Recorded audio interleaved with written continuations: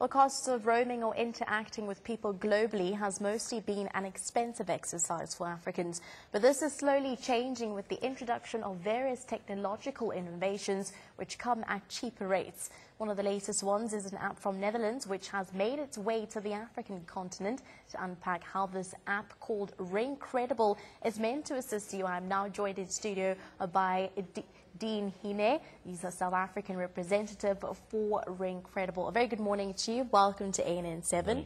Firstly, I think this is such an incredible app, truly globalizing the way that we interact with the people internationally. Firstly, tell us about this app. What is it? Well, I think maybe just to go back to where it started, I think when the guys initially rolled it out, it was purely based on targeting travelers, so people that do a lot of traveling overseas, within the European continent and overseas. With the uptake being so high, it was obviously spread to the rest of the world in terms of the global market. It's purely just being able to make calls at a cheaper rate for global calls or international calls. It is an app, so meaning that it uses some sort of internet connectivity, with the rates being defined for each of the countries. So the rates are defined such that it's you get charged for the destination of where you're making the call, immaterial of where you're calling from from the world. So that it essentially would eliminate roaming charges. Yes, I'm seeing here, and I think those are one of the highest tariffs, and also specifically here in South Africa, we have some of the highest calling rates than any other country.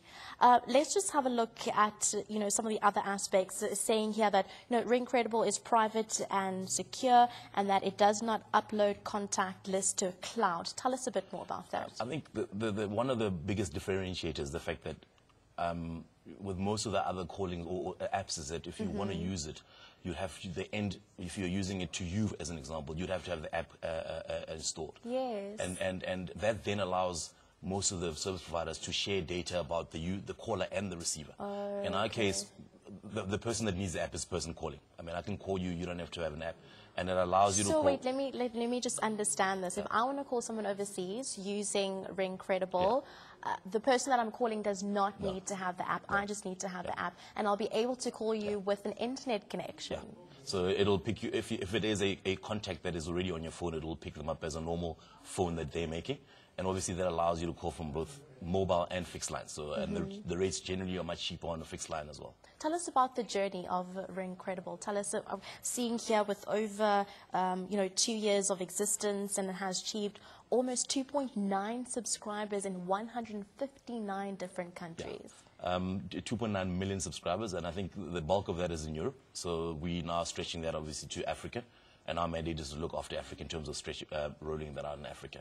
So identifying distribution partners in terms of for the vouchers and all the stuff that you would need in Africa, because not necessarily everybody has a credit card in Africa, so we need to look at that model a little bit differently. How we're also looking at it from an African market is that the smartphone intake is quite low in terms of the South Africa. So we are looking at packaging things like your old school phone shops where you'd walk in and there'd be a smartphone for you to call, specifically around the low income earning guys, in terms of the areas where you have the large volumes of immigrants. An example being the Joburg CBD, and looking at Pretoria CBD is another example where we start looking at those as proof of concepts. Of course, now there has been in media over the past couple of months per se, people saying that internet has now become a basic necessity, and that everybody needs to have access to that. Have you approached the big corporates and the big retailers to get on board with something like this? I mean, we're having discussions around that. And I think the biggest challenge we would have in Africa, I mean, for example, Wi-Fi is a free commodity for most of the European countries, and we're only starting to develop that going forward. So there's a dependency on us using internet from the GSM providers. But the usage of internet on the app is very, very insignificant. It's quite low in terms of when you do make a call.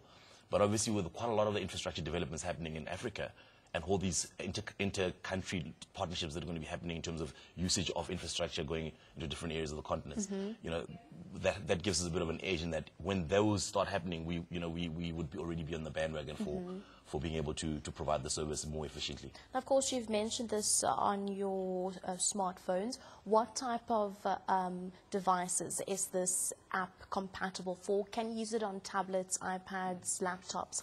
What's that like? Yeah, there's 3 modes of actually having the app. So we currently have it obviously via the Play Store, which is the Android version of the phones, and we also have it via the iStore, which is the Apple version of the phone. So you can download both of those for those 2 smartphones, which are probably the most popular of the 2. Yeah. Now, you did mention that you have spoken to people within South Africa with the wanting to get the brand out there and wanting to implement something like this, specifically on the African continent and in South Africa. What other challenges have you faced specifically coming to the African market? That's a good question, but I think the biggest challenge we probably have is one, getting the message out there. And like I keep saying, the smartphone penetration in Africa is very low. So we've obviously got to get, it's growing, and it's growing at quite a rapid rate, but our target market is not as big as the European market in terms of that. But with the growth happening, we want to be penetrating parallel to that growth in terms of the smartphone. So essentially, what has the reception been like? It's actually been quite good in terms of South Africa and Africa. And I think a lot of the guys that are doing a lot of traveling are using the app as well. And a lot of business people that need to call overseas, and that there's been quite a big intake of that as well. And the beauty of it is that because you're paying for the service, we kind of like guarantee your quality of service. So with most of the apps where it's free, they don't have to guarantee you a quality of service. And if something happens in terms of a drop phone and that, there isn't really much of a recourse for you. Now, just before we wrap it up, tell us some of the key features that make you guys distinct from, some of the other apps that might be similar to Ringcredible. I think if you download the app from iStore or even from Ringcredible.co.za, you'll see some of the features. One of the things that we have is that we try to keep the information on the app itself. So within the app itself, you can see the rates for each single country that you want to call. So it'll show you the rate for the mobile and the fixed before you make the call. We also try to have, your balance in terms of your voucher credit readily available for you, so you can see that. We also have a feature where after making a call, it'll give you exact tariff that you've actually consumed for that specific call. Wow. So you can actually manage your calls a little bit better, where you don't have to, you don't have to wait for some lady to say your airtime has run out, for example. Yeah. Thank you so much for joining us in the studio. We are joined by in studio Dean Hiine, South African representative for Ringcredible. Thank you so much for joining us in studio. This was an absolute eye-opener. Of course, these technological innovations that keep coming are just taking the world by storm. Thank you very much for joining us for this half hour. Let's leave it there and have a look at your weather report.